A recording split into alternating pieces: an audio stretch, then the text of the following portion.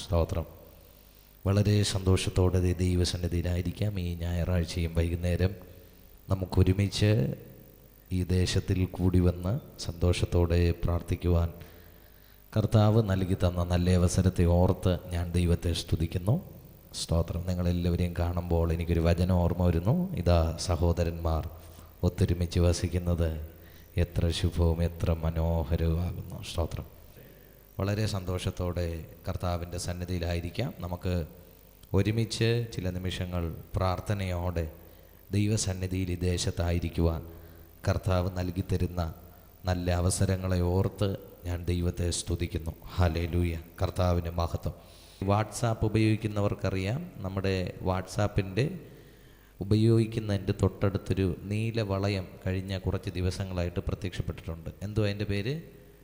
Meta AI അല്ലേ? Artificial intelligence എന്ന് പറയുന്ന ഒരു സംവിധാനം നമ്മുടെ വാട്സാപ്പിലും ഫേസ്ബുക്കിലും ഒക്കെ ഇങ്ങനെ നമുക്ക് കാണാൻ വേണ്ടി കഴിയും. ഒരു നീല വളയം ഇങ്ങനെ കാണാൻ വേണ്ടി കഴിയും.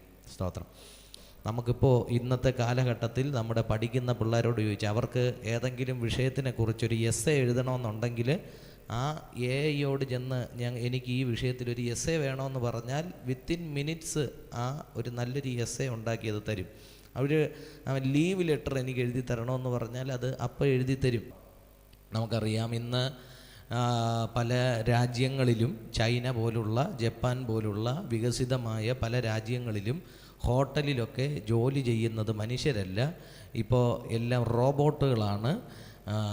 ഹോട്ടലുകളിൽ ഭക്ഷണങ്ങൾ പാകം ചെയ്യുന്നു, പാത്രം കഴുകുന്നു, കൊണ്ട് സപ്ലൈ ചെയ്യുന്നു. ഇങ്ങനെയൊക്കെയുള്ള കാര്യങ്ങൾക്കൊക്കെ റോബോട്ടുകൾ വരെ ആയി തുടങ്ങിയിട്ടുണ്ട്. കഴിഞ്ഞ ദിവസം എൻ്റെ ഒരു സ്നേഹിതൻ പാസ്റ്റർ അമേരിക്കയിലാണെന്ന് തോന്നുന്നു, ചെന്നിട്ട് അവിടെ നിന്നൊരു ഫേസ്ബുക്ക് ലൈവ് ഇട്ടിരിക്കുന്നത് ഞാൻ കണ്ടു. എന്തുവാണെന്ന് ചോദിച്ചാൽ പുള്ളി പറയുകയാണ്, ഞാനിപ്പോൾ ഇത് അമേരിക്കയിലാണ് ഇരിക്കുന്നത്, ഞാനൊരു കാറിൽ യാത്ര ചെയ്തുകൊണ്ടിരിക്കുകയാണ്, ഒരു പ്രധാനപ്പെട്ട കാര്യം നിങ്ങളെ കാണിക്കാനാണ് ഞാൻ ഈ ലൈവിൽ വന്നത്. ഞാൻ പൊയ്ക്കൊണ്ടിരിക്കുന്ന ഈ കാറിന് ഡ്രൈവർ ഇല്ലാതെയാണ് ഈ കാർ ഓടിക്കൊണ്ടിരിക്കുന്നതെന്ന് പറഞ്ഞ് പുള്ളി ഡ്രൈവർ സീറ്റിലോട്ട് ക്യാമറ തിരിച്ച് കാണിക്കുമ്പോൾ വണ്ടിയുടെ സ്റ്റിയറിങ് തനിയെ വളവുകളിൽ തിരിയുന്നു. ഫ്രണ്ടിൽ നിന്ന് വണ്ടികൾ പോകുന്നുണ്ട്, പുറകെ നിന്ന് വണ്ടികൾ വരുന്നുണ്ട്, നല്ല ട്രാഫിക് ജാമുണ്ട്. കൃത്യമായി കൺട്രോളോടുകൂടെ ആ കാറ് ഈ ഇദ്ദേഹത്തിനെ വെച്ചുകൊണ്ട് വണ്ടി ഓടിക്കൊണ്ടിരിക്കുകയാണ്. സ്തോത്രം.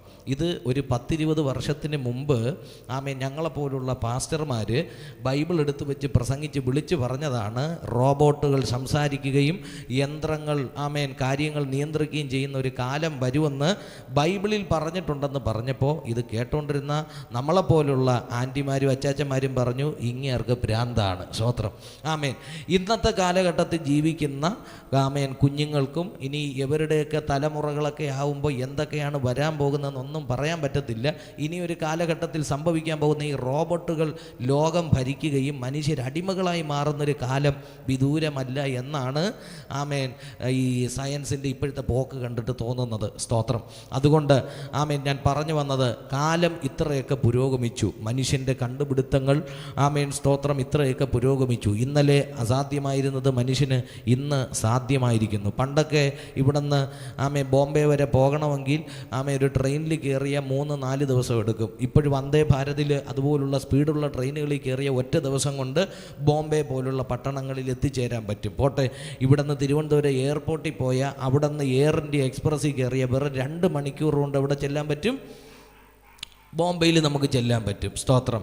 പോട്ടെ, ഒരു 5 മണിക്കൂർ യാത്ര ചെയ്ത് അടുത്ത രാജ്യങ്ങളിലേക്ക് നമുക്ക് പറക്കാൻ പറ്റും. അങ്ങനെയുള്ള സംവിധാനങ്ങൾ, സാങ്കേതിക വിദ്യകളൊക്കെ വളർന്നിട്ടും ഞാൻ പറഞ്ഞു വരുന്നത്, പ്രകൃതിപരമായി ഉണ്ടാകുന്ന ദുരന്തങ്ങളിൽ നിന്നും, സ്തോത്രം, പ്രകൃതിപരമായ ദുരന്തങ്ങൾ, പ്രകൃതിപരമായി ഉണ്ടാകുന്ന നാശനഷ്ടങ്ങൾ, ഇതൊക്കെ ആഞ്ഞടിക്കുമ്പോഴും നമ്മൾ കഴിഞ്ഞ ദിവസങ്ങളിൽ കണ്ടുകൊണ്ടിരിക്കുകയാണ്. വയനാടിൽ ഒരു ഗ്രാമം, ഒരു ദേശം മുഴുവൻ മണ്ണിനടിയിൽ പോയി. സ്തോത്രം. ഇതിൻ്റെയൊക്കെ മുൻപിൽ മനുഷ്യൻ ഇത്രയൊക്കെ വളർന്നിട്ടും മനുഷ്യൻ നിസ്സഹായനായി നിൽക്കുന്ന പരിമിതികളുള്ള പല മേഖലകളും മനുഷ്യൻ്റെ മുൻപിലുണ്ട്. സ്തോത്രം, സ്തോത്രം. ഇത്രയൊക്കെ സാങ്കേതികമായി നമ്മളൊക്കെ വളർച്ചയുടെ മുൾമുനയിൽ നിൽക്കുന്നുവെന്ന് പറയുമ്പോഴും എവിടെയൊക്കെയോ മനുഷ്യൻ അഹങ്കരിക്കുന്നത് കുറയ്ക്കണം. സ്തോത്രം. നമ്മൾ തിരിച്ചറിയേണ്ട ഒരു കാര്യമുണ്ട്, നമ്മൾ എത്രയൊക്കെ വളർന്നാലും നമ്മുടെ ദൈവത്തിനൊപ്പം എത്തത്തില്ല. സ്തോത്രം, ഹല്ലേലൂയ. ഇതെല്ലാം കൺട്രോൾ ചെയ്യുന്ന ഒരാൾ മകളിലുണ്ട്. ദൈവത്തിന് മഹത്വം ഉണ്ടാകട്ടെ. ഇതെല്ലാം നിയന്ത്രിക്കുന്ന, ഇതിനെല്ലാം സംരക്ഷിക്കുന്ന ആ ദൈവത്തിനെയാണ് ഇന്ന് വൈകുന്നേരം നമ്മളിവിടെ കൂടിയിരുന്ന് ആരാധിക്കുകയും സ്തോത്രം ചെയ്യുകയും ചെയ്യുന്നത്. സ്തോത്രം.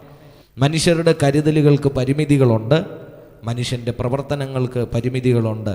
എന്നാൽ നമ്മെ പരിമിതി കൂടാതെ സഹായിക്കാൻ കഴിയുന്ന കർത്താവിൻ്റെ സാന്നിധ്യത്തിലാണ്, സന്നിധിയിലാണ് നമ്മൾ ഈ വൈകുന്നേരവുമായിരിക്കുന്നത്. സ്തോത്രം. നമ്മൾ ഗിരിപ്രഭാഷണത്തിൽ നിന്ന് കഴിഞ്ഞ ദിവസങ്ങളിൽ ചിന്തിക്കുകയായിരുന്നു. നമ്മുടെ ആത്മീക ജീവിതത്തിൻ്റെ ഉന്നമനത്തിനും വചനത്തിലെ മാറ്റമില്ലാത്ത സത്യങ്ങൾ മനസ്സിലാകുന്നതിനും നിത്യരാജ്യത്തിൽ ഓഹരിക്കാരായി തീരുന്നതിനും ദൈവാത്മാവ് നിങ്ങളെ ഒരുക്കട്ടെ എന്ന് പ്രാർത്ഥിക്കുന്നു. ആമേൻ. വളരെ പെട്ടെന്ന് നമുക്ക് ആ ഭാഗങ്ങൾ ചിന്തിച്ച് പ്രാർത്ഥിച്ച് കർത്താവിൻ്റെ സന്നിധിയിലായിരിക്കാം. ആ വാക്യം നമുക്ക് വായിക്കാം. മത്തായി എഴുതിയ സുവിശേഷം 7-ാമത്തെ അധ്യായം അതിൻ്റെ 24-ാമത്തെ വാക്യം മുതൽ അവസാനമുള്ള 29-ാമത്തെ വാക്യം വരെ നമുക്ക് വായിക്കാം. മത്തായി എഴുതിയ സുവിശേഷം 7-ാമത്തെ അധ്യായം 24 മുതൽ 29 വരെ. കർത്താവായ യേശു ക്രിസ്തുവിൻ്റെ ഗിരിപ്രഭാഷണമാണ് നമ്മൾ പഠിച്ചുകൊണ്ടിരിക്കുന്നത്. അതിൻ്റെ അവസാനത്തെ ഭാഗത്തിലേക്ക് നമ്മൾ എത്തിച്ചേരുവാനിടയായി തീർന്നു. സ്തോത്രം. ഏതൊക്കെ അധ്യായങ്ങളിലായാണ് ഗിരിപ്രഭാഷണം രേഖപ്പെടുത്തിയിരിക്കുന്നത്? കുഞ്ഞുങ്ങൾ മാത്രം ഒന്ന് പറഞ്ഞ്. മത്തായി എഴുതിയ സുവിശേഷം 5, 6, 7 അധ്യായങ്ങളിലായിട്ടാണ് യേശുക്രിസ്തുവിൻ്റെ ഗിരിപ്രഭാഷണം എഴുതി വച്ചിരിക്കുന്നത്. യേശുക്രിസ്തു ഇത് അവിടെ ഉണ്ടായിരുന്ന യേശുക്രിസ്തുവിൻ്റെ മുൻപിലുണ്ടായിരുന്ന ഓഡിയൻസ് ആരൊക്കെയാണെന്ന് പറഞ്ഞ് യേശുക്രിസ്തു ഈ വചനങ്ങളെ പറയുമ്പോൾ യേശുക്രിസ്തുവിൻ്റെ മുൻപിലുണ്ടായിരുന്നവരാരൊക്കെയാ? പുരുഷാരം. ഓക്കെ. അടുത്ത ശാസ്ത്രിമാർ, പരീശന്മാർ, യേശുവിൻ്റെ ശിഷ്യന്മാർ. സ്തോത്രം. യേശുവിൻ്റെ ശിഷ്യന്മാരുണ്ടായിരുന്നു, ശാസ്ത്രിമാരുണ്ടായിരുന്നു, പരീശന്മാരുണ്ടായിരുന്നു, ഒരു പുരുഷാരം യേശുക്രിസ്തുവിൻ്റെ കൂടെ ആ ദേശത്തുണ്ടായിരുന്നു. ഇവരെല്ലാം ഒരുമിച്ചിരിക്കുമ്പോഴാണ് യേശുക്രിസ്തു അവരോട് സംസാരിക്കാൻ തുടങ്ങിയത്. യേശുക്രിസ്തു എവിടെ ഇരുന്ന് സംസാരിച്ചെന്നാണ് അവിടെ രേഖപ്പെടുത്തിയിരിക്കുന്നത്. യേശു എവിടെ ഇരുന്ന് സംസാരിച്ച്? ഒരു മലമേൽ കയറി ഇരുന്ന ശേഷം. അതുകൊണ്ടാണ് ഗിരി പ്രഭാഷണം. ഗിരി എന്ന് പറഞ്ഞാൽ മലയാളത്തിൽ ഒരു മലയുടെ പര്യായ പദമാണ് ഗിരി എന്ന് പറയുന്നത്. സ്തോത്രം. അപ്പോൾ അവിടെ ഉണ്ടായിരുന്ന മതപണ്ഡിതന്മാരോടാണ് യേശു ക്രിസ്തു സംസാരിച്ചത്. യഹൂദ മതത്തിൻ്റെ പണ്ഡിതന്മാരാണ് ശാസ്ത്രിമാരും പരീശന്മാരും, അല്ലേ? ശാസ്ത്രിമാരും പരീശന്മാരും എന്ന് പറഞ്ഞാൽ യഹൂദ മതത്തിൻ്റെ പണ്ഡിതന്മാരാണ്. സ്തോത്രം. ഏറ്റവും ആദ്യം സ്വർഗത്തിൽ പോകുമെങ്കിൽ അവരെ സ്വർഗത്തിൽ പോകുമെന്നാണ് ആര് കരുതിയിരുന്നത്?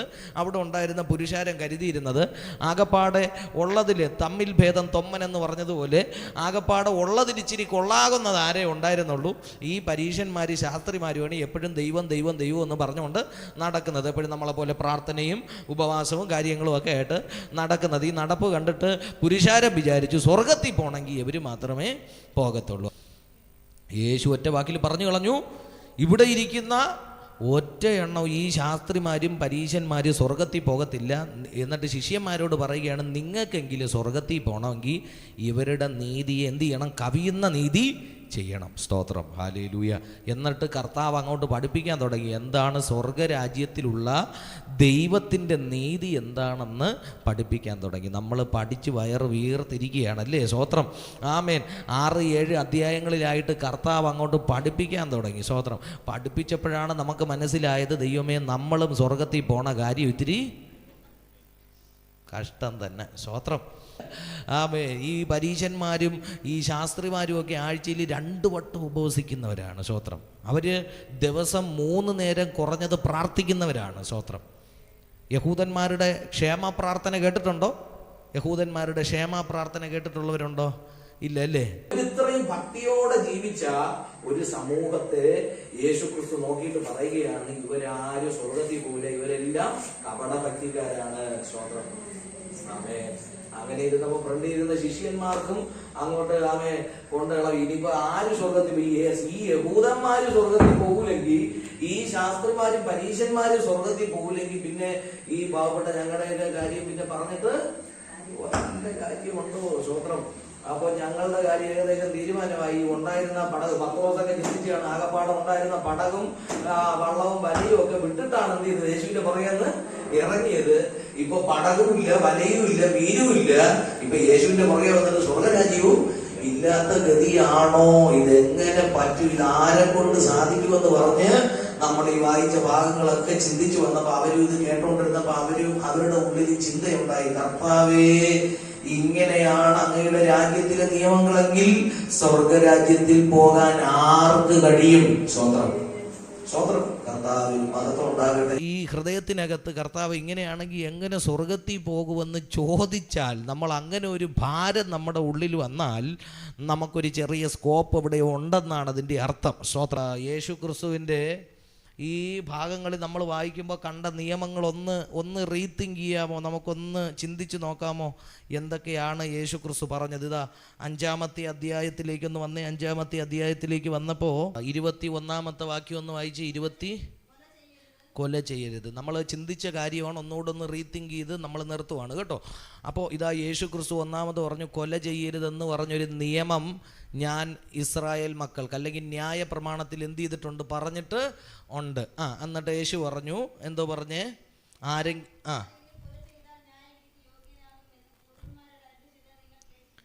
അതെ, അതാ യേശു പഠിപ്പിച്ചത് എന്നാന്നറിയാമോ? സ്തോത്രം. സഹോദരനോട് കോപിക്കുന്നവനെല്ലാം ന്യായവിധിക്ക് യോഗ്യനാകും. നിസാര എന്ന് പറഞ്ഞാലോ ന്യായാധിപ സഭയുടെ മുമ്പിൽ നിൽക്കേണ്ടി വരും. മൂഢ എന്ന് പറഞ്ഞാലോ അഗ്നി നഗരമല്ല, അഗ്നി നരകത്തിന് യോഗ്യനാകും. സ്തോത്രം. എന്തോന്നെന്ന് പറഞ്ഞാൽ മൂഢ എന്ന് പറഞ്ഞാൽ എന്നാ? എടാ പൊട്ടാന്ന് വിളിച്ചാ എവിടെ പോകുന്ന പറഞ്ഞേ? നരകത്തിൽ പോകുന്ന പറഞ്ഞേ. സ്തോത്രം. ആമേൻ. ഏകദേശം തീരുമാനമായല്ലോ കാര്യങ്ങൾ. സ്തോത്രം. അടുത്ത് താഴോട്ട് പോവാം. 27-ാമത്തെ വാക്യം വായിച്ച്. 27-ാമത്തെ വാക്യം. വ്യഭിചാരം ചെയ്യരുതെന്ന് നിങ്ങൾ കേട്ടിട്ടുണ്ടല്ലോ. ഞാനോ നിങ്ങളോട് പറയുന്നു, സ്ത്രീയെ മോഹിക്കേണ്ടതിന് അവളെ നോക്കുന്നവനെല്ലാം ഹൃദയം കൊണ്ട് അവളോട് വ്യഭിചാരം ചെയ്തു പോയി. സ്തോത്രം. എന്നിട്ട് കർത്താവ് 29-ാമത്തെ വാക്യത്തിൽ അടുത്ത വാക്യം പറയുന്നു, എന്നാൽ വലം കണ്ണ് നിനക്ക് ഇടർച്ച വരുത്തുന്നു എങ്കിൽ അതിനെ യേശുവിൻ്റെ നിയമമാണ് പറയുന്നത്. സ്തോത്രം. കർത്താവ് പുതിയ നിയമത്തിലെ നിയമമാണ് പറയുന്നത്. എന്തുവാ? നിന്റെ വലം കണ്ണ് നിനക്ക് ഇടർച്ച വരുത്തുന്നെങ്കിൽ. സ്തോത്രം. പഴയ നിയമത്തിൽ വ്യഭിചാരം ചെയ്താൽ മാത്രം അവർക്ക് എക്സ്ക്യൂസ്, കർത്താവ് എനിക്കിത് അറിഞ്ഞുകൂടായിരുന്നു, ഞാൻ വ്യഭിചാരം അങ്ങനെ ചെയ്തിട്ടില്ല, മനസ്സുകൊണ്ട് വന്നിട്ടുണ്ട്, ശരിയാണ്, പക്ഷേ ഞങ്ങൾക്കിത് അറിഞ്ഞുകൂടായിരുന്നു, എക്സ്ക്യൂസ് ഉണ്ടായിരുന്നു. ഇതാ ഈ വചനം വായിച്ചപ്പോൾ ആ പ്രതീക്ഷയും പോയി. വ്യഭിചാരം ചെയ്യരുതെന്ന് പഴയ നിയമത്തിൽ പറഞ്ഞിട്ടുണ്ട്. യേശു തൻ്റെ നീതി പറയുകയാണ്. ആമേൻ. സ്തോത്രം. എന്താണ്? സ്ത്രീയെ മോഹിക്കേണ്ടതിന് അവളെ നോക്കുന്നവനെല്ലാം ഹൃദയം കൊണ്ട് അവളോട് വ്യഭിചാരം ചെയ്തു പോയി. സ്തോത്രം. എന്നാൽ വലം കണ്ണ് നിനക്ക് ഇടർച്ച വരുത്തുന്നു എങ്കിൽ അതിനെ ചൂന്നെടുത്ത് എറിഞ്ഞു കളയണം. സ്തോത്രം.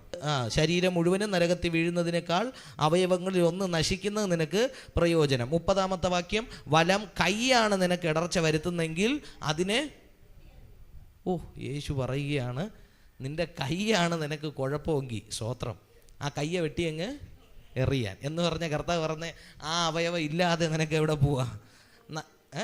സ്വർഗത്തിൽ പോകുന്നൊന്നും പറഞ്ഞിട്ടില്ല, നരകത്തിൽ പോയി അതൊന്ന് ഒന്നെങ്കിലും കുറഞ്ഞു കിടക്കാന്നാണ് പറയുന്നത്. സ്തോത്രം. ദൈവത്തിന് മഹത്വം. അങ്ങനെയൊക്കെ കണ്ണ് കുത്തി പൊട്ടിച്ചവരാരെങ്കിലും ഇവിടെ ഉണ്ടോ? കണ്ണും കൈയൊക്കെ ഇല്ലാത്തവരാരെങ്കിലും ഇവിടെ ഉണ്ടോ? ആമേൻ. അല്ല, ഞാൻ ചോദിക്കട്ടെ, ഈ മോഹിച്ച് നോക്കാത്ത ആരെങ്കിലും ഉണ്ടോ? ഈ യേശു ഈ കാര്യങ്ങൾ പറഞ്ഞപ്പോൾ ഈ ശിഷ്യന്മാരൊക്കെ ഞെട്ടലോടെ ഇരിക്കുകയാണ്. നമ്മളിപ്പോൾ ഇരിക്കുന്ന അവസ്ഥയിൽ അവരിയ്ക്കുകയാണ്. സ്തോത്രം. കർത്താവിന് മഹത്വം. വചനത്തിൽ ദൈവത്തിൻ്റെ നീതി എന്തുവാണെന്ന് മനസ്സിലാക്കണം. മനുഷ്യൻ എവിടെയാണ് നിൽക്കുന്നതെന്നും ദൈവത്തിൻ്റെ നീതി എത്ര ഉയരത്തിലാണെന്നും നമ്മൾ തിരിച്ചറിയണം. പരീശന്മാരും ശാസ്ത്രിമാരും ഒക്കെ ഞങ്ങളിതാ അങ്ങ് മറിക്കുമെന്ന് പറഞ്ഞുകൊണ്ടിരുന്നവർക്കൊക്കെ ഈ യേശുവിൻ്റെ പഠിപ്പിക്കൽ കേട്ടപ്പോൾ എല്ലാം എൻ്റെ വായു അടഞ്ഞു. സ്തോത്രം. കർത്താവിന് യേശു വെറുതെ പറയുകയായിരുന്നില്ല, യേശു ജീവിതം കൊണ്ടായിരുന്നു പറഞ്ഞു കേട്ടോ. യേശു തൻ്റെ ജീവിതം കൊണ്ടാണ് ഇതെല്ലാം. അതാണ് യേശുവിനെ ക്രൂശിക്കുന്ന നേരം പോലും, എടാ നീ ആ കണ്ണുകൊണ്ട് നിന്നെ ഒരു സ്ത്രീ അപമര്യാദയായിട്ട് നോക്കിയെന്ന ഒരു വാക്കുകൊണ്ട് നീ പറഞ്ഞെന്നോ ഒരു കുറ്റം ആരോപിക്കാൻ അവിടെ ഉണ്ടായിരുന്ന ഒറ്റ മനുഷ്യർക്കും പറ്റിയില്ല യേശുവിനെ. അപ്പോൾ ഈ യേശുവിൻ്റെ ഗിരിപ്രഭാഷണം ഒത്തിരി മഹാന്മാരെ സ്വാധീനിച്ചിട്ടുണ്ട്.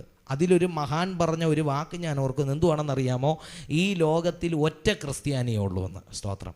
യേശു പഠിപ്പിച്ച വചനങ്ങൾ വെച്ച് നോക്കിയാൽ, ഗിരിപ്രഭാഷണം വെച്ച് നോക്കിയാൽ ഈ ലോകത്തിൽ ഒറ്റ ക്രിസ്ത്യാനിയെ ഇന്ന് വരെ ജീവിച്ചിരുന്നിട്ടുള്ളൂ. ആ ക്രിസ്ത്യാനിയുടെ പേരാണ് യേശു ക്രിസ്തു. കാരണം എന്ന് പറഞ്ഞാൽ ഈ വചനം അനുസരിച്ച് ജീവിക്കുന്ന ഒറ്റ മനുഷ്യനെയും കണ്ടെത്താൻ വേണ്ടി പറ്റത്തില്ല. ഈ വചനം, ഈ നിയമങ്ങൾ അനുസരിച്ച് ജീവിച്ച ഒറ്റ വ്യക്തിയെ നമുക്ക് കാണാൻ പറ്റത്തുള്ളൂ. അത് യേശു ക്രിസ്തു മാത്രമാണ്. സ്തോത്രം. സ്തോത്രം. 33-ാമത്തെ വാക്യം, 33. ആ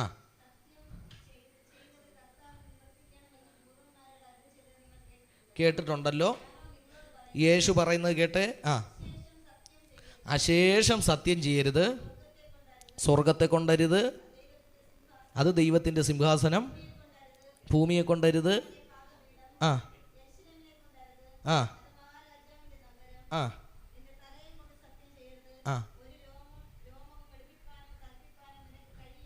അത് മാത്രം നമുക്കങ്ങ് വിടാം. ഒരു രോമം വെളുപ്പിക്കാനും കറുപ്പിക്കാനും കഴിയത്തില്ലെന്ന് യേശു പറഞ്ഞു. ഇന്ന് ബുള്ള് കറുപ്പിച്ചും വെളുപ്പിച്ചും നീലയെ അടിച്ച്. ഇന്നാൾ ഞാനൊരു പയ്യനെ കണ്ടപ്പോൾ ഞാൻ മയിലിന് പരിവർത്തനം വല്ല സംഭവിച്ചു വല്ലതും വന്നതാണ്. തലയിൽ കൂടെ ഇങ്ങനെ എന്തൊക്കെയോ കളർഫുള്ള് മയിൽ വിരിഞ്ഞാടി നിൽക്കുന്നത് പോലെയാണ് തലയിലെ തലമുടിയുടെ കളർ. സ്തോത്രം. കർത്താവിൻ്റെ മഹത്വം. അങ്ങനെയൊക്കെയുള്ള വേഷവിധാനങ്ങളും അങ്ങനെ കണ്ടിട്ടുണ്ടോ നിങ്ങളും? അങ്ങനെയുള്ളവരെ കണ്ടിട്ടുണ്ടല്ലേ? അപ്പോൾ അങ്ങനെയാണ് മനുഷ്യർ. സ്തോത്രം.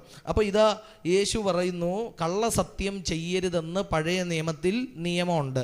കള്ളസത്യം ചെയ്യരുത്. യേശു ക്രിസ്തു പറഞ്ഞു, നിങ്ങൾ അശേഷം സത്യം ചെയ്യരുത് എന്ന് പറഞ്ഞാൽ നമ്മളെ കൊണ്ട് സത്യം പറയാൻ പറ്റൂല. എത്ര കള്ളമാണ് പറഞ്ഞതെന്നൊന്ന് എണ്ണി നോക്കിയേ. സ്തോത്രം. ഇന്നത്തെ കണക്ക് മാത്രം നോക്കിയാലും മതി.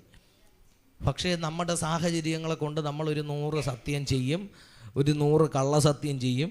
വേണമെങ്കിൽ ദൈവത്തിനെ കൊണ്ട് ആണയിടുന്നവരുണ്ട്. ചിലർ മക്കളെയൊക്കെ തലയിൽ കൈവച്ചൊക്കെ സത്യം ഇട്ട് കളയും. അങ്ങനെയൊന്നും ചെയ്യരുത് ദൈവമക്കളെ സംബന്ധിച്ച്. സ്തോത്രം. അനാവശ്യമായിട്ടുള്ള കാര്യങ്ങൾ അങ്ങനെയൊന്നും ചെയ്യരുത്. നിക്കക്കള്ളി ഇല്ലാത്തത് കൊണ്ട് അങ്ങനെയൊക്കെ ചെയ്യുന്നത് പിന്നത്തേതിൽ നിങ്ങളുടെ ജീവിതത്തിൽ അത് ദുഃഖമായി വരും. അങ്ങനെയൊന്നും ചെയ്യരുത്. യേശുക്രിസ്തു പറഞ്ഞു, നിങ്ങൾ അശേഷം നിങ്ങൾ സത്യമേ ചെയ്യരുത്. യേശുക്രിസ്തുവിൻ്റെ നീതിയാണ് നമ്മളിവിടെ കണ്ടത്. അടുത്ത 38-ാമത്തെ വാക്യം വായിക്കുമ്പോൾ നമ്മൾ കാണുന്നു,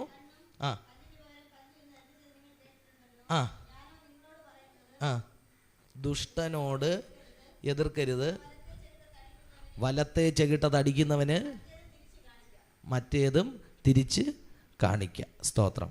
ഹല്ലേലൂയ. ദൈവത്തിൻ്റെ മഹത്വം ഉണ്ടാകട്ടെ. അതാ യേശുക്രിസ്തു പറയുന്നു, ദുഷ്ടനോട് എന്ത് ചെയ്യരുത്? എതിർക്കാൻ പോകരുത്. സ്തോത്രം. കണ്ണിന് പകരം കണ്ണ്, പല്ലിന് പകരം പല്ലെന്നായിരുന്നു പഴയ നിയമത്തിലെ കൽപ്പന. എന്ന് പറഞ്ഞാൽ ഞാനും ജോണുമായിട്ട് വഴക്കുണ്ടായി, ജോൺ എന്നെ ഒരു അടിയടിച്ച് എൻ്റെ ഒരു കണ്ണ് പോയെങ്കിൽ ഞാൻ ചെന്ന് പരീശന്മാരുടെ അടുത്ത്, ശാസ്ത്രിമാരുടെ, അവരുടെ മത കോടതിക്കകത്ത് പോയി പെറ്റീഷൻ കൊടുത്താൽ അവരെന്ത് ചെയ്യുമെന്നറിയാമോ? എന്നെയും ജോണിനെയും പിടിച്ച് നിർത്തിയിട്ട് അവൻ്റെ കൈ പുറകിൽ കെട്ടു. എന്നിട്ട് എൻ്റെ കൂടെ പറയും, അവൻ്റെ കണ്ണിന് നോക്കി ഊക്കനിട്ടൊന്ന് കൊടുക്കാൻ പറയും. സ്തോത്രം. അപ്പോൾ എനിക്ക് ഒരു സുഖം, അവന് നല്ല സുഖം. പിന്നെ അവൻ ആരുടെയും കണ്ണിനെ അടിച്ചു പൊട്ടിക്കാൻ നിൽക്കൂല. ഈ പറഞ്ഞതുപോലെ അതേപോലെയാണ് നമ്മുടെ സജിത്ത് പാസ്റ്റർ ഞാനുമായിട്ട് വഴക്കുണ്ടായെന്നിരിക്കട്ടെ. സജിത്ത് പാസ്റ്റർ എന്നെ പിടിച്ച് തള്ളി ഞാൻ ചെന്ന് വീണ് എൻ്റെ 2 പല്ല് പോയെന്നിരിക്കട്ടെ. എനിക്ക് മനസ്സിനകത്ത് നല്ല വൈരാഗ്യമുണ്ട്. അപ്പ കൊടുക്കണമെന്നുണ്ട്. പക്ഷേ അപ്പ കൊടുത്താൽ എൻ്റെ ഇരിക്കുന്ന 2 പല്ലും കൂടെ വീണ്ടും അടിച്ചിളക്കും. എന്നെക്കാളും നല്ല ആരോഗ്യമുള്ള മനുഷ്യനാണ്. അതുകൊണ്ട് ഞാൻ എന്ത് ചെയ്യുമെന്നറിയാമോ? തന്ത്രപൂർവ്വം നേരെ ഈ വൈരാഗ്യം ഉള്ളിൽ വെച്ചുകൊണ്ട് എവിടെ പോകുമെന്നറിയാമോ? മതകോടതിയിൽ പോയിട്ട് പറയും, എൻ്റെ 2 പല്ല് അയാൾ അടിച്ച് ഇളക്കി. അതുകൊണ്ട് മോശയുടെ ന്യായപ്രമാണത്തിൽ പറയുന്നു, കണ്ണിന് പകരം കണ്ണും പല്ലിന് പകരം പല്ല്. പറഞ്ഞു തീരും മുമ്പേ അവർ സജിത്തിൻ്റെ കയ്യെ പിടിച്ച് കെട്ടും. എന്നോട് പറയും, ഇതാ 2 എണ്ണമെങ്കിൽ 2 എണ്ണം അടിച്ചങ്ങിളക്കിക്കൊള്ളാൻ പറയും. നിന്ന് എനിക്ക് എൻ്റെ ദേഷ്യം മുഴുവനും തീർത്ത് അവൻ്റെ പല്ലിനെ എന്ത് ചെയ്യാൻ? തിരിച്ച് അടിച്ച് ഇളക്കാൻ പറ്റും. പക്ഷേ യേശു പറയുന്നു, ഇതല്ല ദൈവത്തിൻ്റെ നീതി. സ്തോത്രം. ആമേൻ. ഇങ്ങനെയല്ല നീതി പ്രവർത്തിക്കേണ്ടത്. കർത്താവ് പറഞ്ഞു, എന്തുവാണ്? ദുഷ്ടനോട് എതിർക്കരുത്, നിങ്ങളുടെ ഒരു കന്ന തടിക്കുന്നവന് മറ്റേത് തിരിച്ച് കാണിച്ചു കൊടുക്കണം. സ്തോത്രം. ഇങ്ങനെ നീതി ചെയ്തിട്ടുള്ള ആരെങ്കിലും എന്നെ ശ്രദ്ധിക്കുന്നവരുണ്ടോ? പണ്ട് ഞാൻ ഒരു അനുഭവം കേട്ടിട്ടുണ്ട്. ഏതോ ഒരു ദൈവദാസൻ വടക്കേ ഇന്ത്യയിൽ മിഷണറി ആയിട്ടോ എങ്ങാനോ പോയെന്നാണ് പറയുന്നത്. അവിടെ ചെന്നപ്പോഴത്തേക്ക് ഒരു സുവിശേഷ വിരോധി, ഇദ്ദേഹം രാവിലെ ഒറ്റയ്ക്ക് വാക്കിങ്ങിന് വേണ്ടി ഇറങ്ങിയപ്പോൾ ഒരു സുവിശേഷ വിരോധി വെറുതെ വന്നു. ഒരു പാർഷാണെന്ന് തോന്നിയിട്ട് അയാളെ പോയി 2 ഇടി ഇടിച്ചു. ഇടിയിടിച്ച് തീർന്നോട്ടെ. സാധാരണ പാർഷമാരാണെങ്കിൽ മിണ്ടാതെ തിരിച്ചു പോകും. ഇദ്ദേഹം തിരിച്ചു ചേർത്തി അവന് കൂമ്പിലിട്ട് 4 ഇടിയും കൊടുത്ത് 2 ചവിട്ടും കൊടുത്ത്. അത് കൊടുത്തപ്പോഴാണ് അവ എഴുതിയെന്ന് ചോദിക്കുന്നത്, നിങ്ങൾ പാസ്റ്റർ അല്ലയോ എന്ന്. സ്വത്രം. ഇന്നത്തെ നമ്മളെപ്പോലുള്ള പാസ്റ്റർമാർ എത്ര പേര് യേശുവിൻ്റെ ഈ കൽപ്പന അനുസരിക്കുമെന്ന് ഞാൻ ചിന്തിച്ചു പോവുകയാണ്. സ്വത്രം. നമ്മളെപ്പോലുള്ള വിശ്വാസികൾ എത്ര പേർ, ഒരാൾ വന്ന് നമ്മുടെ വലത്തെ കരണത്തടിച്ചാൽ എന്നാൽ പിന്നെ നിങ്ങളൊന്നല്ലേ അടിച്ചുള്ളൂ, ഇതും കൂടെ അടിച്ചിട്ട് പൊക്കോ എന്ന് പറഞ്ഞ് തിരിച്ച് കാണിക്കാൻ പറ്റുന്ന ആരെങ്കിലും ഉണ്ടോ? ഒരു കന്നത്തടിക്കണ്ട, അവിടെ നിന്ന് എന്തെങ്കിലും വേണ്ടാതീനം പറഞ്ഞാൽ പറയുകയും വേണ്ട, ഒന്ന് നോക്കിയതിലെന്തെങ്കിലും വശപ്പശക് തോന്നിയ നമ്മളവിടെ നിന്ന് ഇല്ലാത്ത പ്രശ്നവും ഉണ്ടാക്കി അതിൻ്റെ ഉത്തരവൊക്കെ നമ്മൾ പറയിപ്പിച്ചിട്ട് എന്ത് ചെയ്യത്തുള്ളൂ? വിടത്തുള്ളൂ, അല്ലേ? അതാണ് മനുഷ്യൻ്റെ പ്രകൃതം. സ്തോത്രം. യേശു പറഞ്ഞു, ഈ പ്രകൃതവും കൊണ്ട് നീ ഇരുന്നാൽ നിനക്ക് സ്വർഗത്തിൽ പോകാൻ പറ്റൂല, നിനക്ക് നരകത്തിൽ പോകാനേ പറ്റത്തുള്ളൂ. സ്തോത്രം. അപ്പോൾ നമ്മളിത് അടുത്ത നിയമത്തിൽ നമ്മൾ ആരായി? ഫെയിലായി. സ്തോത്രം. നമ്മൾ സ്വർഗത്തിൽ പോകുന്ന കാര്യം സംശയമായിട്ടിരിക്കുകയാണ്. സ്തോത്രം. അടുത്ത 6-ാമത്തെ അധ്യായത്തിലേക്ക് കടന്നു വന്നപ്പോൾ 6-ന്റെ 2-ാമത്തെ വാക്യം വായിച്ചേ. ഭിക്ഷ കൊടുക്കുമ്പോൾ മനുഷ്യരാൽ മാനം ലഭിപ്പാൻ പള്ളികളിലും വീതികളിലും കപട ഭക്തിക്കാർ ചെയ്യുന്നത് പോലെ കാഹള ഊതിക്കരുത്. അപ്പോൾ പറയുകയാണ്, ഭിക്ഷ കൊടുക്കുമ്പോൾ വലങ്കൈ ചെയ്യുന്നത് ഇടങ്കൈ എന്ത് ചെയ്യരുത്? അറിയരുത്. സ്തോത്രം. നമ്മൾ എന്തെങ്കിലും ഒരു ഉപകാരം ആർക്കെങ്കിലും ചെയ്തു കഴിഞ്ഞാൽ, സ്തോത്രം, നമുക്ക് 4 പേരോടെ പറഞ്ഞില്ലെങ്കിൽ നമ്മുടെ സ്വഭാവം അനുസരിച്ച് നമുക്കൊരു സമാധാനം വരത്തില്ല. സ്തോത്രം. നമ്മൾ ആരെങ്കിലും ഒന്ന് സഹായിച്ചെന്നിരിക്കട്ടെ. സ്തോത്രം. നമ്മൾ ആരെങ്കിലുമൊക്കെ ഒന്ന് സഹായിച്ചു കഴിഞ്ഞാൽ നമ്മുടെ മനസ്സിനകത്ത് നമുക്കറിയാതൊരു ആരോടും പറഞ്ഞില്ലെങ്കിലും നമുക്ക് ഈ വചനമൊക്കെ ചിലപ്പോൾ ഓർമ്മയിലിരിക്കും. എങ്കിൽ തന്നെയും നമ്മളെ ഏറ്റവും അടുത്ത ഒരു സുഹൃത്തിനോടെങ്കിലും പറയാതെ ഒരു സമാധാനവും വരൂല. സ്തോത്രം. ഇതാണ് മനുഷ്യൻ്റെ പ്രകൃതം. സ്തോത്രം. അപ്പം നമ്മൾ വീണ്ടും എവിടെയാണ് പോണത്? നരകത്തിലാണ് പോണത്. സ്തോത്രം. ഇത്രയും കാര്യം നമ്മൾ പഠിച്ചപ്പോൾ നമുക്ക് മനസ്സിലായി, നമ്മൾ ഏറ്റവും കൊള്ളരുതാത്തവരാണ്. സ്തോത്രം. ദൈവത്തിൻ്റെ നീതി വെച്ച് നോക്കുമ്പോൾ ഏറ്റവും കൊള്ളരുതാത്തവരാണ് മനുഷ്യർ. സ്തോത്രം. ഹല്ലേലൂയ. അപ്പോൾ പാപത്തിലൂടെ ഉണ്ടായ വീഴ്ച എത്രമാത്രം വലുതാണെന്ന് മനസ്സിലായോ? ഒരു നീതി പ്രവൃത്തി കൊണ്ട് എവിടെ എത്താൻ പറ്റൂല, സ്വർഗത്തിൽ പോകാൻ പറ്റൂല. പക്ഷേ കർത്താവ് പറയും, ഇതൊക്കെ ചെയ്താലേ എവിടെ പോകത്തുള്ളൂ? സ്വർഗത്തിൽ പോകത്തുള്ളൂ. അപ്പം നിങ്ങൾക്കൊരു കൺഫ്യൂഷനായല്ലേ? പാസ്റ്റർ തന്നെ രണ്ടും പറയുന്നു. ഒരു വശത്ത് നോക്കുമ്പോൾ നമ്മൾ എന്തു വന്നാലും എന്ത് ചെയ്യൂല? സ്വർഗത്തിൽ പോകില്ല. പോകുമെന്ന് തോന്നുന്ന ആരെങ്കിലും ഉണ്ടെങ്കിൽ ഒന്ന് കൈ ഉയർത്തിക്കേ. ഞാനിപ്പോൾ കർത്താവ് വന്നാൽ സ്വർഗത്തിൽ പോകും, ഉറപ്പുള്ളവർ ഇപ്പോഴും വന്നാൽ പോകുന്നു. സ്തോത്രം. ആമേൻ. താഴ്ത്തിയിടാം. സ്തോത്രം. ഇനി ഈ കള്ളം പറയാത്തവരൊന്ന് കൈ ഉയർത്തിക്കേ. കള്ളം പറയാത്തവർ, ഈ നമ്മളെ നിന്ദിക്കുന്നവർക്ക് വേണ്ടി ഹൃദയപൂർവ്വമായി പ്രാർത്ഥിക്കുന്നവർ, നമ്മളെ ഒരു കരണത്തടിച്ചാൽ ഞാൻ വലത് കരണവും കാണിച്ചു കൊടുക്കുമെന്നുള്ളവർ. ഇത് ഒന്നീ തെറ്റിയ നമ്മളെല്ലാത്തിലും തെറ്റിയെന്നാണ്. അതാണ് ന്യായ പ്രമാണത്തിൻ്റെ പ്രമാണം. പ്രമാണിച്ചാൽ എന്ത് ചെയ്യണം? എല്ലാം പെർഫെക്റ്റ് ആയിരിക്കണം. കള്ളം ചെയ്യാത്തവരാരെങ്കിലും ഉണ്ടോ? ഇല്ല. അപ്പം കാര്യം തീരുമാനമായി. കൈപോക്കിയത് ചുമ്മാ കേട്ടോ, പോവില്ല. സ്തോത്രം. ഒന്നിൽ തെറ്റിയ മുഴുവനും തെറ്റി. സ്തോത്രം. ദൈവത്തിന് മഹത്വം ഉണ്ടാകട്ടെ. പ്രിയപ്പെട്ടവരെ, നമ്മുടെ നീതി കൊണ്ട് നമുക്കത് ചെയ്തു തീർക്കാൻ പറ്റത്തില്ല. സ്തോത്രം. പിന്നെ എങ്ങനെയാണ് ആ സ്വർഗരാജ്യത്തിൽ നമുക്ക് എത്തിച്ചേരാൻ പറ്റുന്നത്? അതറിയാൻ താല്പര്യമുള്ളവർ എത്ര പേരുണ്ട്? എങ്ങനെ എനിക്ക് സ്വർഗത്തിൽ പോകാം? താല്പര്യമുണ്ടല്ലേ? താല്പര്യം ഉണ്ടെങ്കിൽ നാളെ അടുത്ത ആഴ്ച മുതൽ നിങ്ങൾ കൃത്യമായിട്ട് യോഗത്തിന് വരണം. അത് പറയാൻ വേണ്ടിയിട്ടാണ് ഞാൻ ഇത്രയും പറഞ്ഞത്. നമ്മൾ ഈ 3 അധ്യായവും ഏകദേശം എനിക്ക് തോന്നുന്നു ഒരു 5-6 മാസം എടുത്താണ് നമ്മൾ ഈ വാക്യപ്രതിവാക്യമായിട്ട് ഇങ്ങനെ വായിച്ച് പഠിച്ചത്.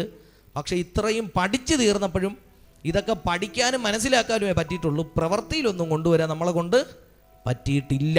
സ്തോത്രം. അപ്പം നമ്മുടെ കാര്യം ഏകദേശം തീരുമാനമായിരിക്കുകയാണ്. ഇനി ഇതിൽ നിന്ന് എങ്ങനെ കരകയറാൻ പറ്റും, എങ്ങനെ സ്വർഗത്തിൽ പോകാൻ പറ്റും, ഇതറിയണമെങ്കിൽ നമ്മൾ റോമർക്ക് എഴുതിയ ലേഖനം പഠിക്കണം. സ്തോത്രം. കർത്താവിൻ്റെ മഹത്വം. അതുകൊണ്ട് അടുത്ത ആഴ്ച തൊട്ട് കൃത്യമായിട്ട് നിങ്ങളെല്ലാവരും വരണം. സ്വർഗത്തിൽ പോകേണ്ട കാര്യമാണ്. ആരും നരകത്തിൽ പോകരുത്. കൃത്യമായിട്ട് ആരാധനകൾക്ക് വന്ന് വചനം പഠിച്ച് നമ്മൾ വചനത്തിൽ അങ്ങ് ബലപ്പെടണം. നിങ്ങൾ ഈ വചനത്തിലുള്ള ഒരു ഉറപ്പ് വന്നു കഴിഞ്ഞാലുണ്ടല്ലോ, എത്ര പ്രതികൂലം വന്നാലും നിങ്ങളിനി വീഴത്തില്ല. സ്തോത്രം, കർത്താവിന് മഹത്വം. ആർക്കും നിങ്ങൾ എന്ത് ചെയ്യാൻ പറ്റത്തില്ല, വഞ്ചിക്കാൻ പറ്റത്തില്ല. സത്യം എന്താണെന്ന് നിങ്ങൾക്ക് മനസ്സിലാകും. സ്തോത്രം. ഞാൻ കഴിഞ്ഞ ദിവസം പറഞ്ഞില്ലേ, കള്ളനോട്ടും ഉണ്ട്, നല്ല നോട്ടും ഉണ്ട്. ഈ കള്ളനോട്ട് എങ്ങനെ തിരിച്ചറിയാമെന്ന് വെച്ചാൽ, നല്ല നോട്ട് എങ്ങനെയാണെന്ന് നമുക്കൊരു ഐഡിയ ഉണ്ടെങ്കിൽ, ഗവൺമെൻറ് അച്ചടിച്ചിറക്കുമ്പോൾ അതിനകത്തുള്ള കാര്യങ്ങൾ കൃത്യമായിട്ട് എന്താണ് നല്ല നോട്ടിൻ്റെ ഫീച്ചേഴ്സ് എന്ന് നമ്മൾ കണ്ടുപിടിച്ച് അത് പഠിച്ചു കഴിഞ്ഞാൽ നമുക്ക് കള്ളനോട്ട് കണ്ടാൽ പെട്ടെന്ന് എന്ത് ചെയ്യാൻ പറ്റും, ഐഡൻറ്റിഫൈ ചെയ്യാൻ പറ്റും. ഇന്നത്തെ കാലഘട്ടത്തിൽ ഉപദേശങ്ങളെ കൊണ്ടും സഭകളെ കൊണ്ടും നിറഞ്ഞു കിടക്കുകയാണ്. സ്തോത്രം, ആമേൻ. ഓരോ പള്ളിയിൽ ചെല്ലുമ്പോൾ ഓരോ ഉപദേശങ്ങളാണ് പഠിപ്പിക്കുന്നത്. ഹല്ലേലൂയ, കർത്താവിന് മഹത്വം. ചിലർക്ക് ഒരാഘോഷമായിട്ട് മനസംതൃപ്തിക്ക് വേണ്ടി പോകുന്നു. സ്തോത്രം. അങ്ങനെയുള്ളൊരു അന്ത്യ കാലഘട്ടത്തിലാണ് നമ്മൾ വന്നിരിക്കുന്നത്. പ്രിയപ്പെട്ടവരെ, നമ്മൾ കുറച്ച് പേരെ ഉള്ളുവെങ്കിലും ഇതിനകത്തുള്ളവരെ ദൈവം സെലക്ട് ചെയ്ത് ഇതിനകത്ത് കൊണ്ടുവന്നിരിക്കുകയാണ്. സ്തോത്രം. എനിക്കറിയാം, ഇതിനകത്തിരിക്കുന്ന ഈ ദേശത്ത് കർത്താവ് നമ്മെ കൊണ്ടുവന്നിട്ടുണ്ടെങ്കിൽ, ഞങ്ങളെയൊക്കെ ഈ ദേശത്ത് ദൈവം അയച്ചിട്ടുണ്ടെങ്കിൽ, ഈ ദേശത്തിൽ കർത്താവ് ഇതിനകത്ത് വന്നിരിക്കുന്ന നിങ്ങളെയൊക്കെ ഒരു പ്രത്യേക അനോയിൻറ്റിങ്ങിന് വേണ്ടിയിട്ടാണ് കർത്താവ് കൊണ്ടിരുത്തിയിരിക്കുന്നത്. സ്തോത്രം. ഒരു വലിയ സുവിശേഷകൻ്റെ ആത്മാവ്, സ്തോത്രം, ഒരു വലിയ ഇവാഞ്ചലിസത്തിൻ്റെ ആത്മാവ് നിങ്ങളുടെ മേൽ കർത്താവ് ഈ നാളുകളിൽ കൈമാറും. സ്തോത്രം. 7-ാം അധ്യായം 24 മുതൽ 29 വരെയാണ് വായിച്ചത്. അതിനകത്ത് നമുക്ക് കാണാൻ കഴിയുന്ന 2 പണിക്കാരെ കുറിച്ചാണ് കാണുന്നത്. ഇനി ശ്രദ്ധിച്ച്, പിള്ളേരൊക്കെ ഒന്ന് ശ്രദ്ധിച്ച്. നമുക്ക് 2 പണിക്കാരെ കുറിച്ചാണ് ഇന്ന് വായിച്ച വചനത്തിനകത്ത്. കർത്താവ് ഈ വചനങ്ങളൊക്കെ പറഞ്ഞ് നിർത്തുമ്പോൾ അവസാനം പറയുന്ന 2 പണിക്കാരെ കുറിച്ചാണ് പറയുന്നത്. സ്തോത്രം. യേശു പറഞ്ഞു, എൻ്റെ ഈ വചനങ്ങളെ കേട്ട് അനുസരിക്കുന്നവരൊക്കെയും ഏത് പണിക്കാരെ പോലെ എന്നറിയാമോ? പാറമേൽ അടിസ്ഥാനമിട്ട് വീട് പണിത പണിക്കാരനോട് തുല്യനാണ്. അവൻ ബുദ്ധിയുള്ള മനുഷ്യനെന്നാണ് വചനം പറയുന്നത്. രണ്ടാമതൊരു പണിക്കാരനെ പറയുന്നു, ഈ വചനം കേട്ട് അനുസരിക്കാത്തവർ. അപ്പം 2 തരത്തിലുള്ള ആളുകളെയും നമുക്കവിടെ കാണാം. അവരെയാണ് പറയുന്നത്. 2 തരത്തിലുള്ള ആളുകൾ. ഈ വചനം കേൾക്കുന്ന ആളുകൾ, എല്ലാവരും വചനം കേൾക്കുന്നവരാണ്. ആരാധനയ്ക്ക് വന്നിരിക്കുന്ന എല്ലാവരും എന്ത് ചെയ്യുന്നുണ്ട്? വചനം കേൾക്കുന്നുണ്ട്. ഈ ശബ്ദം എവിടെയൊക്കെ എത്തുന്നുണ്ടോ അവിടെയെല്ലാം ഈ വചനം ശ്രദ്ധിക്കുന്നവർ, കേൾക്കുന്നവർ ഒത്തിരി പേരുണ്ടായിരിക്കും, അല്ലേ? എവിടെയൊക്കെയോ സുവിശേഷ യോഗങ്ങൾ നടക്കുന്നുണ്ട്, ആയിരക്കണക്കിന് ആളുകൾ അത് കേൾക്കുന്നുണ്ട്. പക്ഷേ ഇവിടെ പറയുന്നു, എൻ്റെ ഈ വചനങ്ങളെ കേട്ട് അനുസരിക്കുന്നവർ. അപ്പം 2 വിധത്തിലുള്ള ആളുകളുണ്ട്. ഒന്ന്, കേൾക്കുന്നു പക്ഷേ അനുസരിക്കുന്നില്ല. സ്തോത്രം. രണ്ടാമത്തെ വിഭാഗം കേൾക്കുന്നു, കേൾക്കുന്നതിന് എന്ത് ചെയ്യുന്നു? അനുസരിക്കുന്നു. കേട്ടാൽ മാത്രം പോരെ, എന്ത് ചെയ്യണം? അനുസരിക്കണം. അടുത്തിരിക്കുന്നയാൾക്ക് കരം കൊടുത്തിട്ട് പറഞ്ഞേ, കേട്ട വചനം കേട്ടാൽ മാത്രം പോരാ, അനുസരിക്കണം. കർത്താവിന് മഹത്വം. സ്തോത്രം. കൈ കൊടുത്ത് പറ, വചനം കേട്ടാൽ മാത്രം പോരാ, വചനം എന്ത് ചെയ്യണം? അനുസരിക്കണം. സ്തോത്രം. ഹല്ലേലൂയ. ഇന്നേക്ക് വർഷങ്ങൾക്ക് മുമ്പ് വർഷങ്ങൾക്ക് മുമ്പ് ഈ പേപ്പട്ടി കടിച്ചു കഴിഞ്ഞാൽ അതിനെന്തില്ലായിരുന്നു? മരുന്നില്ലായിരുന്നു. പേപ്പട്ടി കടിക്കുന്നവൻ അവസാനം കുരച്ച് എന്ത് ചെയ്യും? മരിക്കും. അത് തന്നെയാണ് പ്രതിവിധി. അന്നത്തെ കാലത്ത് മരുന്ന് കണ്ടുപിടിച്ചിട്ടില്ല. എന്നാൽ പിന്നീട് കാലങ്ങൾ കഴിഞ്ഞപ്പോൾ ലൂയി പാസ്റ്റർ എന്ന് പറയുന്ന ഒരു യഹൂദനായ ശാസ്ത്രജ്ഞൻ എന്ത് ചെയ്തെന്നറിയാമോ? ഈ പേവിഷബാധയ്ക്ക് എതിരെയുള്ള വാക്സിനേഷൻ കണ്ടുപിടിച്ചു. സ്തോത്രം. ഇന്ന് കുന്നത്തുകാൽ ഗ്രാമത്തിൻ്റെ ഏത് മുക്കിലുള്ള മൂലയിലുള്ള ഏത് ഹോസ്പിറ്റലിൽ പോയാലും അവിടെയും നമുക്ക് ഈ വാക്സിൻ അവൈലബിൾ ആണ്. അല്ലെങ്കിൽ അടുത്തുള്ള താലൂക്ക് ആശുപത്രികളിൽ ഇതിനൊക്കെയുള്ള വാക്സിനുകൾ അവൈലബിൾ ആണ്. പണ്ട് പാമ്പ് കടിയേറ്റ വാക്സിൻ എന്തോ ചെയ്യണമെന്നറിയത്തില്ല. അങ്ങനെ ഇരുന്നപ്പോഴാണ് ഈ അടുത്ത കാലത്താണ് ഏത് പാമ്പ് കടിച്ചാലും അതിൻ്റെ വാക്സിനേഷൻ കണ്ടുപിടിച്ചു കഴിഞ്ഞു. അപ്പോൾ ഇത്ര സമയത്തിനകത്ത് പാമ്പ് കടിച്ചവനെ ആശുപത്രിയിൽ എത്തിച്ചാൽ അവനെ രക്ഷിക്കാൻ പറ്റുമെന്നാണ് ഇന്നത്തെ വൈദ്യശാസ്ത്രം പറയുന്നത്. സ്തോത്രം. പാമ്പ് കടിച്ചാൽ അല്ലെങ്കിൽ പട്ടി കടിച്ചാൽ ആശുപത്രിയിൽ പോകണമെന്ന് അറിവ് കിട്ടിയിട്ടും അദ്ദേഹം ആശുപത്രിയിൽ പോകാതിരുന്നാൽ അദ്ദേഹം എന്ത് ചെയ്യും? മരിക്കും. ആ മരണത്തിൻ്റെ ഉത്തരവാദി ആരാ? അയാൾ തന്നെയാണല്ലേ. അറിയാമെന്നുള്ളവർ അടുത്തുണ്ടായിരുന്നെങ്കിലും അവർ പറഞ്ഞു കൊടുത്തിട്ടും അദ്ദേഹം അത് അനുസരിക്കാത്തത് കൊണ്ട് അദ്ദേഹത്തിൻ്റെ മരണത്തിൻ്റെ ഉത്തരവാദി അദ്ദേഹം മാത്രം ആയിരിക്കും. മുൻപിൽ വരാനിരിക്കുന്ന ഒരു വലിയ വിപത്തിനെ കുറിച്ച്, സ്തോത്രം, ഒരു വലിയ ബോധവൽക്കരണമാണ് ഈ സുവിശേഷ യോഗങ്ങളിലൂടെ നമ്മൾ നടത്തിക്കൊണ്ടിരിക്കുന്നത്. സ്തോത്രം. ഈ വചനങ്ങൾ നമ്മൾ കേൾക്കുന്നവർ മാത്രമല്ല, വചനം എന്ത് ചെയ്യണം? അനുസരിക്കാനുള്ളതാണ്, അല്ലേ? ആമേൻ. ഈ വചനങ്ങളെ കേട്ട് എന്ത് ചെയ്യണം? അനുസരിക്കുന്നവനാണ് എന്ത് ചെയ്യുന്നത്? അനുഗ്രഹം പ്രാപിക്കുന്നത്. ഇതാ 2 പണിക്കാരെ കുറിച്ച് കാണുന്നു. ഞാനിവിടെ പറഞ്ഞു നിർത്തുന്നു. 2 പണിക്കാരെ കുറിച്ച് കാണുന്നു. സ്തോത്രം. ഒരാൾ ഈ വചനങ്ങളെ കേട്ട് അനുസരിച്ചവനാണ്.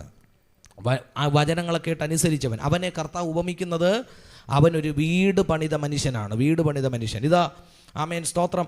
ഈ ആമേൻ, നമ്മുടെ തങ്കദാസ് ബ്രദർ 2 മക്കളുണ്ട്, ഹന്നയും പിന്നെ അനന്യയും. 2 മക്കളുണ്ട്. 2 മക്കൾക്കും വീട് വയ്ക്കാൻ വേണ്ടി ഒരു 25 ലക്ഷം രൂപ വീതം കയ്യിൽ കൊടുത്തെന്നിരിക്കട്ടെ. സ്തോത്രം. എന്നിട്ട് പറഞ്ഞു, നിങ്ങൾ പോയി നിങ്ങളുടെ ഇഷ്ടത്തിന് വീട് വയ്ക്കാൻ പറഞ്ഞു. സ്തോത്രം. പാവപ്പെട്ടവൻ വസ്തു വാങ്ങിച്ചിട്ടിരിക്കുന്ന ഒരു ചതുപ്പ് നിലമാണ് വാങ്ങിച്ചിട്ടിരിക്കുന്നത്. അപ്പോൾ അവിടെ ചെന്ന് വീട് വയ്ക്കാൻ തുടങ്ങിയപ്പോൾ എന്ത് ചെയ്തെന്നറിയാമോ? ബുദ്ധിയുള്ള ഒരാളുണ്ടായിരുന്നു. ആ ആളാരെന്ന് നിങ്ങൾ തീരുമാനിച്ചാൽ അതിന് ഇപ്പം ഞാൻ പറഞ്ഞ അടി ഉണ്ടാക്കുന്നില്ല. ബുദ്ധി ഉണ്ടായിരുന്ന ഒരാളുണ്ടായിരുന്നു. അയാൾ എന്ത് ചെയ്തെന്നറിയാമോ? വീട് വയ്ക്കാൻ അദ്ദേഹത്തിന് അറിയാം. അയാൾ ആദ്യം ചെന്നിട്ട് എന്ത് ചെയ്യാൻ തുടങ്ങി? തറയിൽ വെട്ടി കുഴിക്കാൻ തുടങ്ങി. കുഴിച്ച് എന്ത് ചെയ്തെന്നറിയാമോ? നല്ലൊരു വാനം കുത്തി കുഴിച്ചുകൊണ്ടിരിക്കുക. അപ്പോൾ കുഴിച്ചുകൊണ്ടിരുന്നപ്പോൾ മറ്റേ ഒരാളുണ്ടല്ലോ, ആരെന്ന് ഞാൻ പറയൂല, മറ്റേ ഒരാളുണ്ട്. അയാൾ എന്തുവാണ് പരിപാടി എന്നറിയാം? തിരിഞ്ഞ് നിന്നിട്ട് അയ്യേ മണ്ടി തന്നെ ആമേൻ, ഇവള് കൊടുത്ത പൈസ എല്ലാം എന്ത് ചെയ്യും? ഈ മണ്ണ് കുഴിച്ചുകൊണ്ട് നിൽക്കണം. ഞാനിപ്പോൾ കാണിച്ചു തരാമെന്നും പറഞ്ഞുകൊണ്ട് പുറത്ത് വെച്ച് കട്ടയൊക്കെ ഇറക്കി അങ്ങോട്ട് കട്ടയും പണിയൊക്കെ അങ്ങോട്ട് കെട്ടാൻ തുടങ്ങി. പണിയൊക്കെ അങ്ങോട്ട് പുരോഗമിച്ചു. മറ്റേയാൾ എന്ത് ചെയ്തുകൊണ്ടിരിക്കുകയാണ്? തറ കുഴിച്ചുകൊണ്ട് നിൽക്കണേ ഉള്ളൂ. കട്ടിയുള്ള തറ കിട്ടുന്നത് വരെ നന്നായിട്ട് വാനമെടുത്ത് ആമേൻ. എന്നിട്ട് കരിങ്കല്ല് അങ്ങോട്ട് ലോഡടിച്ച് നല്ല പാറ എടുത്ത് നല്ല കരിങ്കല്ല് കൊണ്ട് അങ്ങോട്ട് ബേസ്മെൻറ്റ് കെട്ടാൻ തുടങ്ങി. ബേസ്മെൻറ്റ് ഇവിടെ കെട്ടി ഏകദേശം തീരണതിന് മുമ്പേ മറ്റേ ആൾ എന്ത് ചെയ്തെന്നറിയാമോ? മേൽക്കൂര വരെ കോൺക്രീറ്റും കഴിഞ്ഞു. സ്വത്രം. ഒരാൾ എന്ത് ചെയ്യുന്നു? ഇവിടെ ബേസ്മെൻറ്റ് കെട്ടി തീരുന്നേ ഉള്ളൂ, മറ്റേ ആൾ മുകളിൽ കോൺക്രീറ്റും കഴിഞ്ഞു. ഈ കോൺക്രീറ്റിൽ വെള്ളം നനയ്ക്കുമ്പോൾ അപ്പുറത്ത് നോക്കിയിട്ട് പറയും, ദോ ഒരാൾ കൊടുത്ത പൈസ എല്ലാം കൊണ്ട് എന്ത് ചെയ്യണം? മണ്ണിൻ്റെ അടിയിൽ കുഴിച്ച് ഇട്ടുകൊണ്ടിരിക്കണം. ഏകദേശം 25 ലക്ഷം രൂപയിൽ കൊടുത്തത് 10 ലക്ഷം രൂപയായിട്ടും ബേസ്മെൻറ്റ് എന്ത് ചെയ്യുന്നില്ല? തീരുന്നില്ല. അങ്ങോട്ട് നന്നായിട്ട് കെട്ടി വന്നപ്പോൾ നല്ലൊരു തുക എന്തോന്നിന് വേണ്ടി പോയി? ബേസ്മെൻറ്റ് ഉണ്ടാക്കാൻ വേണ്ടി പോയി. അതിനു വേണ്ടി ചെലവഴിച്ചു. എൻ്റെ ഈ വചനങ്ങളെ കേട്ട് ചെയ്യുന്നവൻ, സ്തോത്രം, കേൾക്കുന്നവൻ മാത്രമല്ല, എൻ്റെ വചനങ്ങൾ, ഞാൻ പറഞ്ഞ വചനങ്ങൾ, വചനത്തിലെ കൽപ്പനകൾ കേട്ടിട്ടത് ചെയ്യുന്നവൻ ഈ ബുദ്ധിയുള്ള മനുഷ്യനോട് തുല്യനാകുന്നു. സ്തോത്രം. കാരണം എന്താ? ആമേൻ, സ്തോത്രം. മഴ വരാനുള്ള സാധ്യതയുണ്ട്, കാറ്റടിക്കാനുള്ള സാധ്യതയുണ്ട്, സാഹചര്യങ്ങൾ പ്രതികൂലമാകാനുള്ള സാധ്യതയുണ്ട്. പക്ഷേ എന്നാൽ നിൻ്റെ അടിസ്ഥാനം സ്ട്രോങ് ആണെങ്കിൽ, നീ ആരെയാണ് വിശ്വസിച്ചിരിക്കുന്നു എന്നുള്ള ഉറപ്പുണ്ടെങ്കിൽ, സ്തോത്രം, കൃത്യമായി ഉറപ്പുള്ള അടിസ്ഥാനത്തിലാണ് നിന്റെ ബേസ്മെൻറ്റ് കിടക്കുന്നതെങ്കിൽ നാളെ വരുന്ന പ്രതികൂലങ്ങൾക്ക് നിന്നെ തകർത്ത് കളയാൻ പറ്റത്തില്ല. ഏത് പ്രതികൂലം വന്നാലും അതിൻ്റെ പിന്നിൽ ആമേൻ വ്യാപരിക്കുന്ന ദൈവശക്തിയാൽ ആമേൻ തകർന്ന് വീഴാതെ നിൽക്കുവാൻ നിങ്ങൾക്ക് കഴിയും. സ്തോത്രം. അല്ലാതെ പുറമോടിയും പുറമെയുള്ള അഹങ്കാരവും പുറമെയുള്ള ജാടയും കാണിച്ചുകൊണ്ട് നിന്റെ ജീവിതത്തിനകത്ത് കൃത്യമായ വചനത്തിൻ്റെ അടിസ്ഥാനമിടാൻ കഴിഞ്ഞില്ലെങ്കിൽ, യേശുക്രിസ്തുവിൽ ആശ്രയിപ്പാൻ കഴിഞ്ഞില്ലെങ്കിൽ, യേശുക്രിസ്തുവിൽ അടിസ്ഥാനമിടുവാൻ കഴിഞ്ഞില്ലെങ്കിൽ, ഈ വചനത്തിനൊത്ത് ജീവിക്കുവാൻ കഴിഞ്ഞില്ലെങ്കിൽ, ഈ വചനത്തിലെ സത്യങ്ങൾക്കൊത്തവണ്ണം അടിസ്ഥാനം പണിയുവാൻ കഴിഞ്ഞില്ലെങ്കിൽ, വചനത്തിൽ നിങ്ങൾക്ക് അടിസ്ഥാനമില്ല എന്നുണ്ടെങ്കിൽ അടുത്ത വൻമഴയ്ക്ക്, അടുത്ത കാറ്റിന്, അടുത്ത വെള്ളപ്പൊക്കത്തിന്, നിങ്ങൾ പ്രതികൂലങ്ങൾ വരുമ്പോൾ നിലംപരിചയാകാൻ സാധ്യതയുണ്ട്. പരീശന്മാരെ, ശാസ്ത്രിമാരെ സംബന്ധിച്ചിടത്തോളം പുറമേ ഭക്തരാണ്, പുറമേ ചെയ്യുന്ന ഒരുപാട് കാര്യങ്ങളുണ്ട്, പുറമേ വലിയ പള്ളിയുണ്ട്, വലിയ പേരുണ്ട്, പ്രശസ്തിയുണ്ട്. പക്ഷേ വ്യക്തിപരമായ ജീവിതത്തിൽ ദൈവവുമായിട്ട് ബന്ധമില്ല, ദൈവിക കൽപ്പനകളുമായിട്ട് ബന്ധമില്ല. എന്നാൽ ഇന്ന് പകൽക്കാലം പരിശുദ്ധാത്മാവ് നമ്മോട് പറയുകയാണ്, വലിയ പള്ളിയില്ലെങ്കിലും, വലിയ സാഹചര്യങ്ങളില്ലെങ്കിലും, വലിയ സൗകര്യങ്ങളില്ലെങ്കിലും, ആരും പുകഴ്ത്തി പറയുവാനില്ലെങ്കിലും, യേശു നിന്റെ പക്ഷത്തുണ്ടെങ്കിൽ, വചനത്തിന്റെ അടിസ്ഥാനം നിനക്കുണ്ടെങ്കിൽ, കാറ്റിന്റെ നടുവിൽ, പ്രതികൂലങ്ങളുടെ നടുവിൽ നിന്നെ കരം പിടിക്കാൻ ഒരു സർവശക്തനായ ദൈവം ഇന്ന് പകൽക്കാലം ഇതിന്റെ നടുവിൽ ഇറങ്ങി വന്ന് സഹായിക്കുന്നുണ്ട്. അസാധ്യതകളുടെ നടുവിൽ ഷീറോയിൽ നിന്ന് തുടങ്ങുവാൻ കഴിയുന്ന ഒരു വലിയ ദൈവിക പദ്ധതി ഇന്ന് പകൽക്കാലം ഓൺലൈനായി ഞങ്ങൾ വാച്ച് ചെയ്തുകൊണ്ടിരിക്കുന്ന സകല കുടുംബങ്ങളുടെ മേലും, സകല വ്യക്തി ജീവിതങ്ങളുടെ മേലും, ഈ സുവിശേഷത്തിന്റെ ശബ്ദം കേട്ടുകൊണ്ടിരിക്കുന്ന സകല വ്യക്തി ജീവിതങ്ങളുടെ മേലും ചുടമന വൈഡകൽ കമന ഹർമന ധിമാനവൽ പ്രൗഢമനഗദരഗടക അസ്മഥേരിയ പ്രവോരകൽ കമന വൈഡകരഗദന അസ്തമന വൈഡകനഗദര ചുടാരകൽ കമന വൈഡകൽ കമന.